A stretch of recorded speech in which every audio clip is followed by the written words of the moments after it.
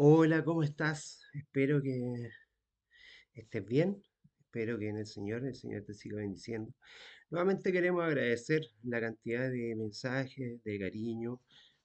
A veces no hay tantos me gusta o muchas veces la gente no se manifiesta, pero sin embargo, a través de otras plataformas, de otras redes, la gente se está conectando con nosotros. Estamos orando por lugares de nuestro país. Hace poco también a nivel internacional, una comunidad en México, se ha unido también a nuestras filas porque ellos ya habían descubierto algunos mensajes importantes a través de la Escritura.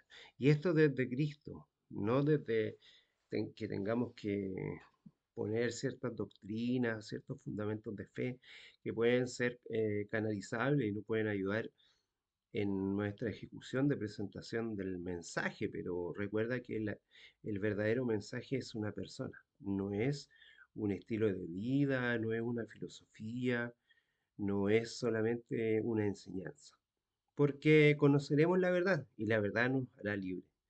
¿Y a quién conoceremos sino a otro que Jesús? Muchas veces el otro día veía un mensaje que decía, conocerás la verdad y la verdad te hará libre. Y salía una Biblia y muy lindo, pero finalmente era lo que se quería compartir por medio de la verdad, o es Cristo la verdad.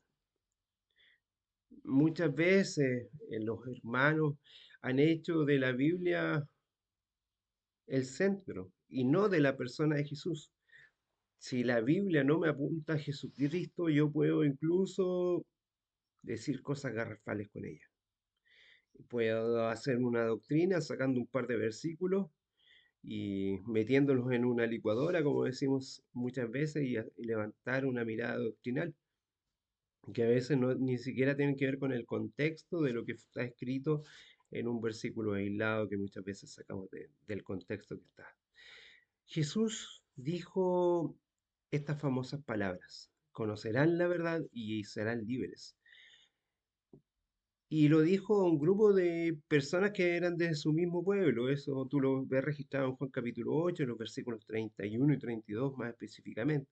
Les dijo que la condición para tener esa libertad de ser sus discípulos y permanecer en la palabra era reconocer y permanecer en la libertad, permanecer en esta palabra de libertad.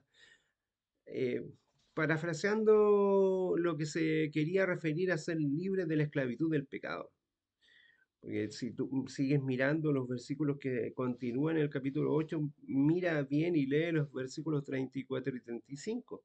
En este pasaje, el Evangelio, la palabra que está ahí puesta en el idioma original, amartía, griego, que lo traducimos como pecado, esos hierros que cometemos, y aún siendo discípulos, queriendo dar en el blanco muchas veces apuntamos cerca del objetivo, pero no estamos dando. Y es parte de fallar y de errar, porque eso es algo muy humano.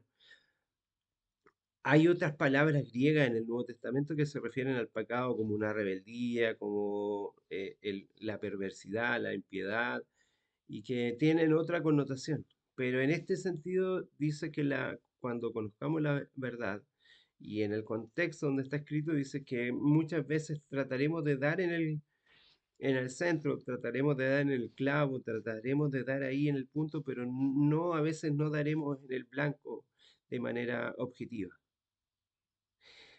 En cambio, en otro sentido, la rebeldía, la perversidad, la impiedad, el separarnos del Señor, el estar esclavos de nuestras pasiones, la indiferencia hacia lo sagrado, eh, tienen otras palabras que nos llevan a ese concepto, ¿verdad? De la separación de Dios con el hombre. Si elijo libertades, seréis verdaderamente libres, dice el mensaje. ¿Quieres ser libre? Cuando Jesús, mediante el perdón, ni siquiera nos condena. Así le dijo a una mujer adúltera en el capítulo 8 de Juan, en los versos anteriores, entre el 3 y el 11, con lo cual, sin embargo, no estaba autorizado para continuar con ese estilo de vida. Anda y no peques. vive tu vida en relación, porque el Señor te puede perdonar. Y eso que no te quepa duda, que el Señor te va a perdonar tus actos y tu separación con Él. Pero sin embargo, el Señor quiere que tú te conectes con Él. eh, Porque muchas veces nosotros estamos eh, en nuestros pecados, como dice Colosenses 2, en el versículo 14. Pablo aquí enfatiza en cuanto somos declarados justos y al decir no pecadores por la gracia y la redención, es decir, que alguien pagó el pecado por nosotros, de nuestras deudas. Entonces somos libres del Señor, de lo cómo podemos vivir nuestra vida cristiana, como dice Romanos capítulo 5. El juicio de Dios es para liberación. El juicio de Dios es para libertarnos. Recuerda, como hemos dicho en más de una oportunidad acá, no es Dios quien nos condena, porque por medio de Jesucristo Él siempre salva.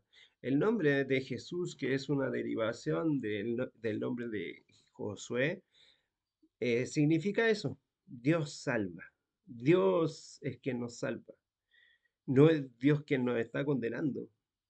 Nosotros mismos al otorgarnos los juicios y al vivir en ese enjuiciamiento, nosotros mismos nos estamos separando de Él. Así ninguna condenación hay para los que están en Cristo Jesús, como dice en Romanos 8. Estar en Cristo es permanecer en Él, es permanecer en Él porque Él es la palabra.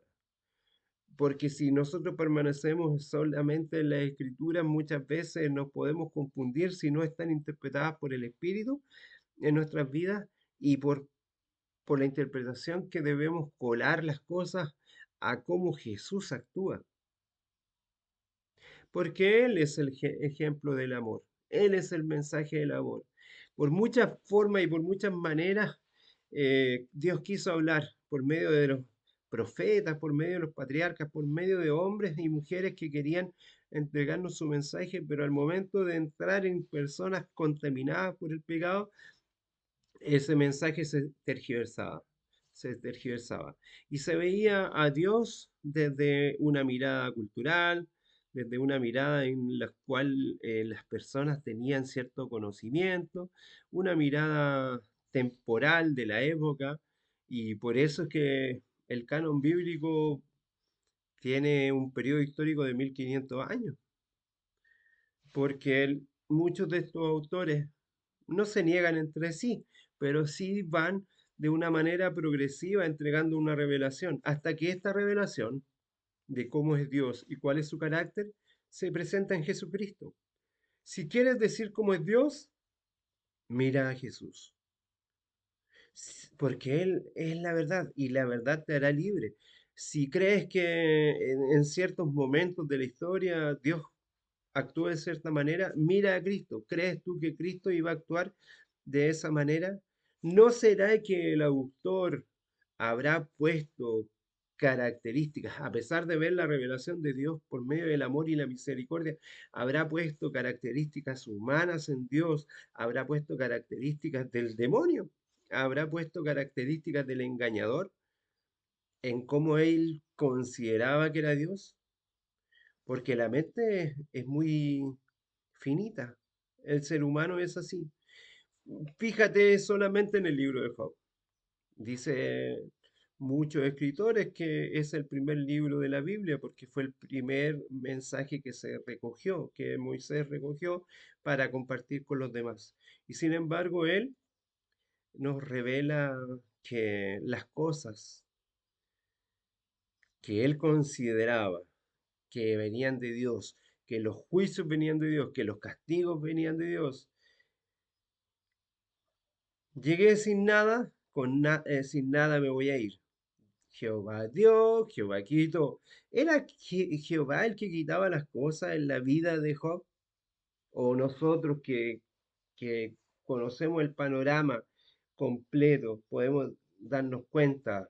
Y en la revelación que tuvo Job al final se dio cuenta que no había sido Dios quien le estaba quitando las cosas, sino que era el enemigo de Dios quien representaba a este mundo, quien quiso tocar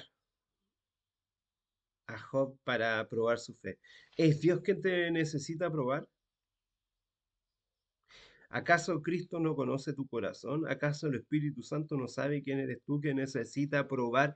Como muchos pastores y predicadores dicen, no, es que tienes que vivir el proceso. No, el Señor te conoce. Por eso el Padre a nadie juzga, porque ¿qué va a juzgar si nos conoce desde siempre? Por eso es que el Hijo dice, ni yo te condono, ni yo te condeno. Lee el capítulo 12 de Juan, los versos 40 en adelante. Jesús tampoco juzga a nadie, a pesar de que, pero somos nosotros mismos que nos apartamos del Señor, y esa es la ira de Dios que está explicada al final del capítulo 1 de Romanos, y hace una explicación bien profunda en el capítulo 2. ¿O no está más que claro ahí que somos nosotros quienes nos autojuzgamos y nos separamos del Señor porque Él nos ha regalado la vida eterna a través de su Hijo Jesucristo?